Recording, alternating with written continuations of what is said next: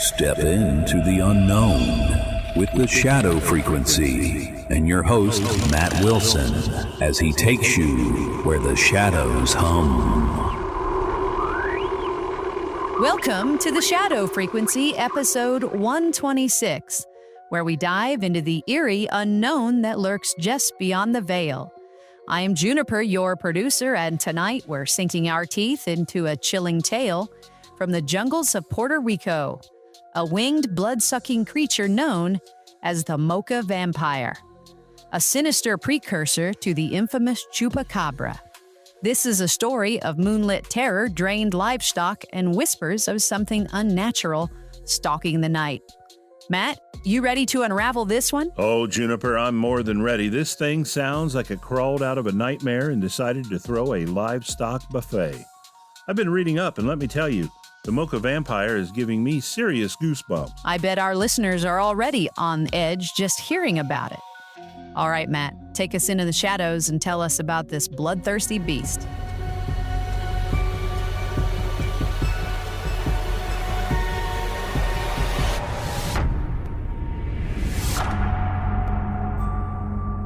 Picture this.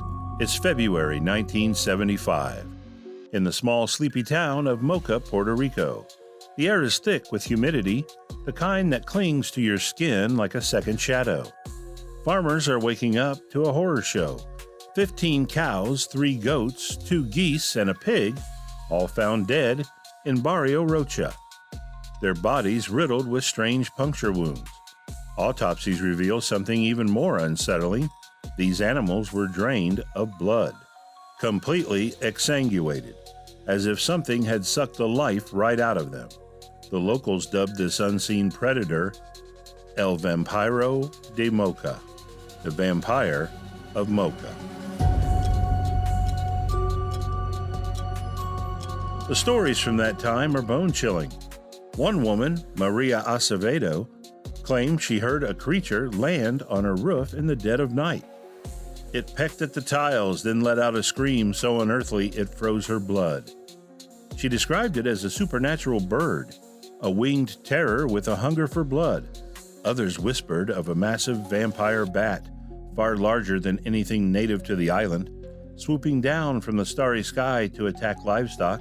One farmer reported 34 chickens slaughtered in a single night, each one marked by those telltale punctures. By March, the death toll climbed, nearly 3 dozen animals in a week. Goats, rabbits, even a 600-pound cow were targeted. Farmer Luis Torres claimed he caught 2 massive Puerto Rican boas over 6 feet long poised to attack his heifer. But even after he killed them, the killings continued. 2 goats were found the next night, drained dry, with the same eerie wounds. 10 more goats vanished entirely. The people of Moca were gripped by fear, convinced something otherworldly was stalking their land.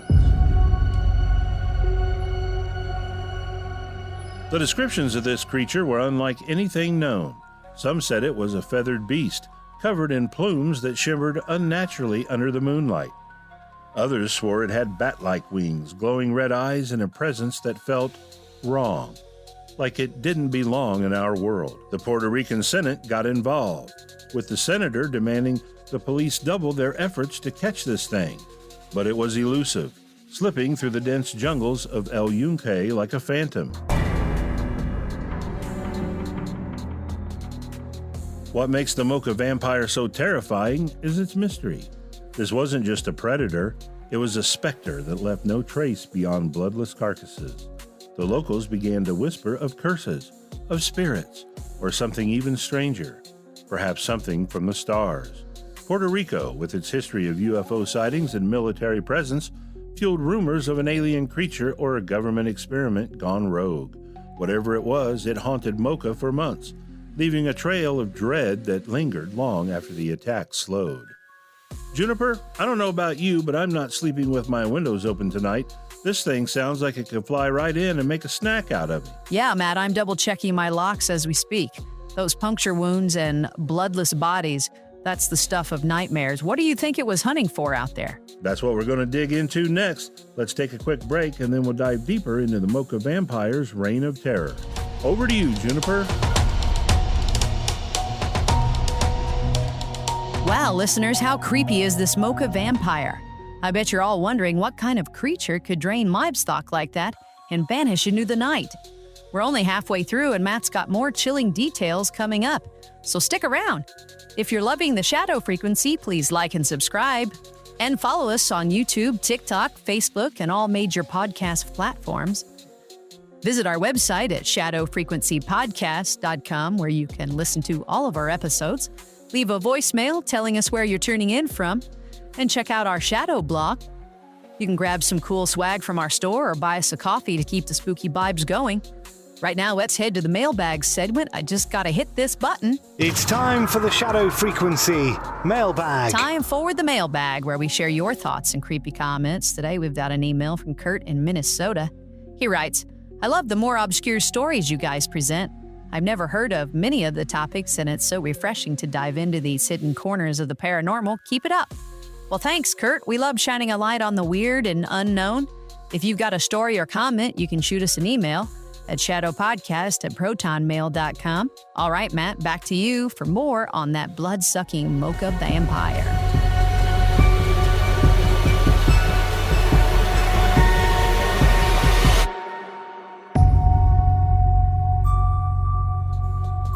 Welcome back to the Shadow Frequency. We're deep in the jungles of Puerto Rico, 1975, where the Moca Vampire left farmers trembling and livestock lifeless.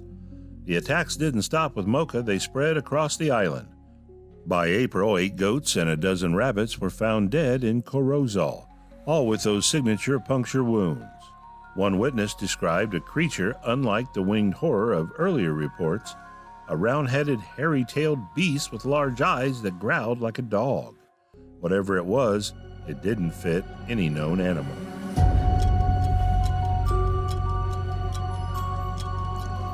Theories swirled like mist in the rainforest. Some believed the Moca Vampire was a demonic entity, tied to the island's rich folklore of spirits and curses.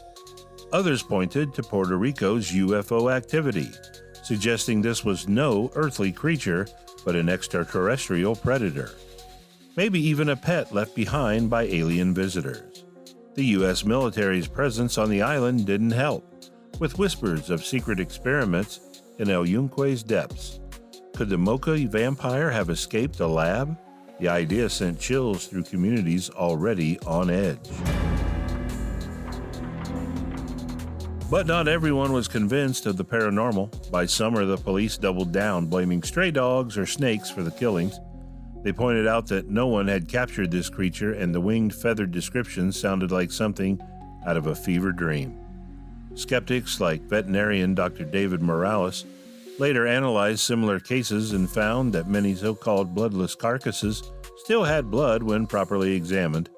He suggested the puncture wounds could come from canine attacks, with the blood-draining myth growing from fear and exaggeration. Still, the Moca Vampire's shadow looms large.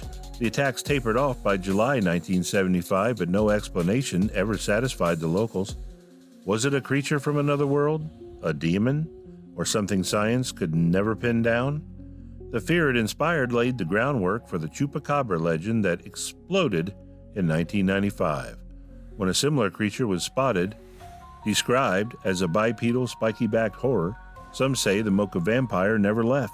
It just changed its shape, waiting in the shadows for its next hunt. Juniper, I'm torn.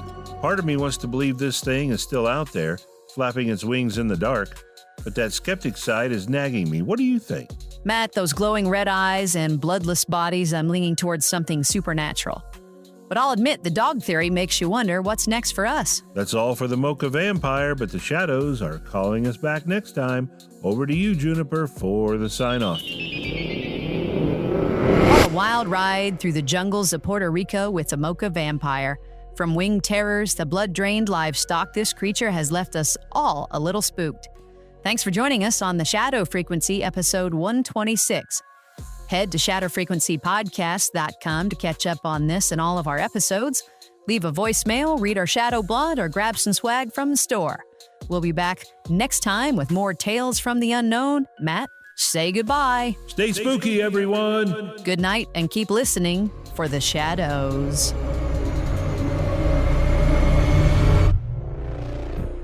Have a favorite episode of The Shadow Frequency? Let us know.